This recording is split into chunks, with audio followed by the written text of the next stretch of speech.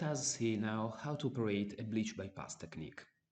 We need to analyze our scene first, and we can see that our scene is quite flat, lacks a little in the shadows, has fairly marked red components, useful to shoot and enhance a shot in bleach bypass. But precisely among the various needs of the bleach bypass, there are fairly full blacks, which are missing in our shot.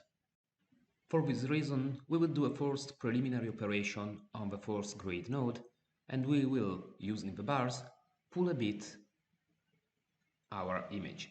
So we use the lift to get the blacks to be fuller, the gain to raise the levels of highlights, which are very lacking, so it is going to be quite a massive intervention.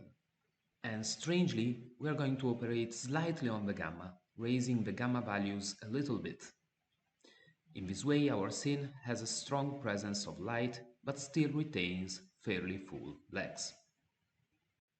We have not completely crushed the shadows because we need an image with a good dynamic range, but not yet with a contrast level as high as you might think, since we want to make a bleach bypass.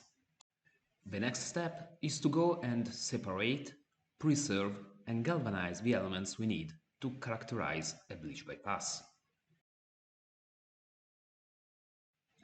Bleach bypass is characterized by a fairly dense presence of red, so we add a serial node. Inside this serial node we do a validation that allows us to take a wide selection of our image. Our goal is to extract our character, but without touching and selecting elements of the background.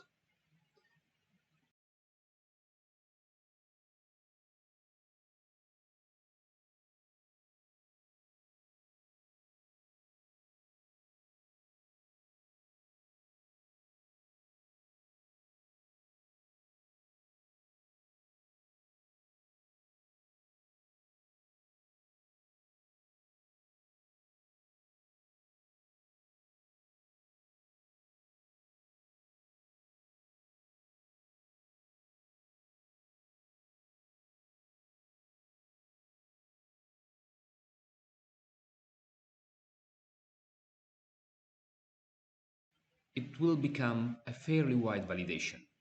You must be careful not to go too far towards the green while preserving all our character well.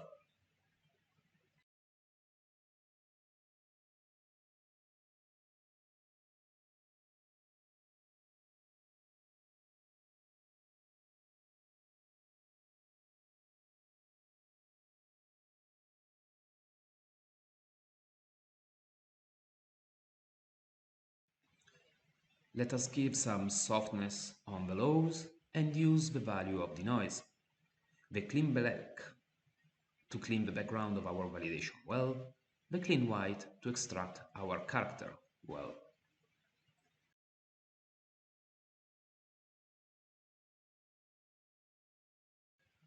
We slightly blur our validation, and once isolated our character, we proceed with an intervention of hypersaturation.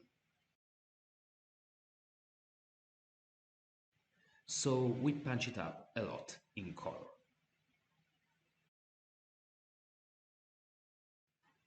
Once this correction is done, we add a serial node, connect it via the alpha, and go to do a reverse desaturation operation of our background to increase this divergence even further.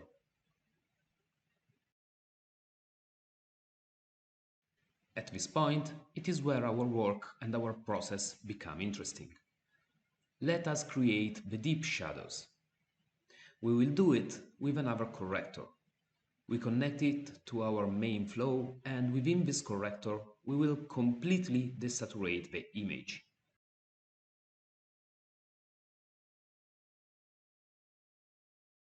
Through the luminance curve, creating very dense and deep shadows, completely crushing the blacks.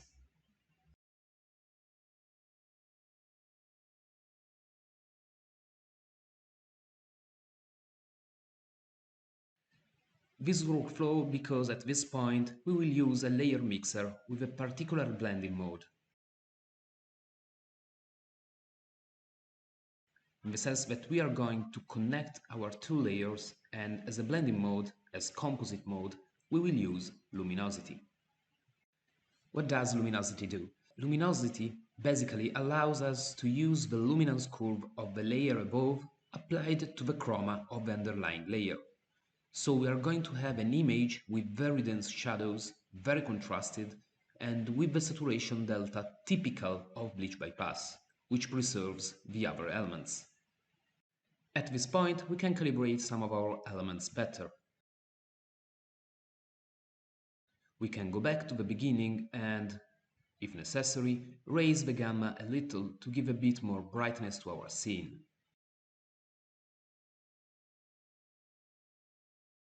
Possibly even put in more gain because we compressed our shadows a lot. This way we have structured a bleach bypass base. We went from a very flat, very uniform image to an image with a very strong contrast, a little pushed, but a very strong contrast, which includes all that is the basis of bleach bypass intervention. Actually, I like to add a slight white diffusion to the bleach bypass. This makes the image brighter and slightly offsets the strong and marked level of black. So to do this extra step, we are going to create another corrector that always takes from our first image correction.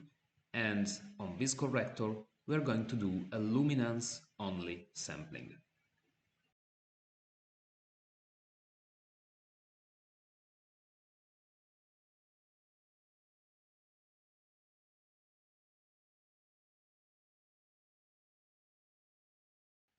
We get the highest luminance part of the image. You decide how far to go.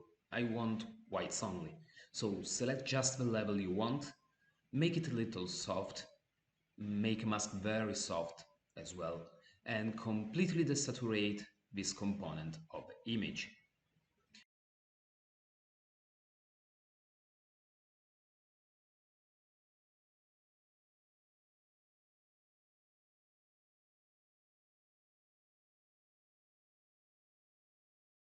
So we isolated a completely desaturated soft selection of the highlights.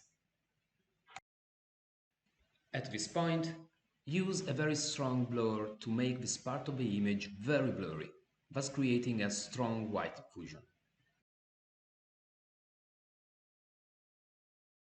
Potentially, if you want to further incentivize this part, you can extend the blur radius of the mask and include other color components by lowering the low level in the luma validation.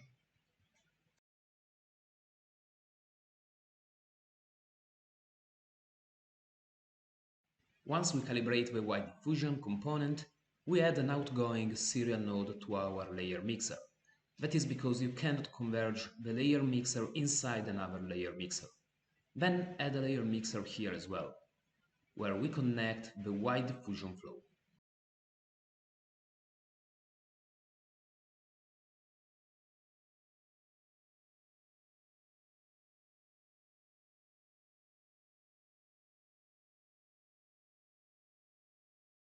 As a composite mode, let us use screen.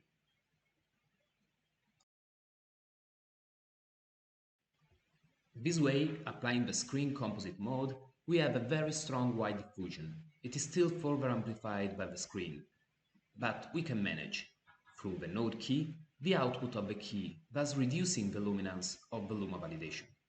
By reducing the output gain of the key, find a white diffusion amount that works in the look.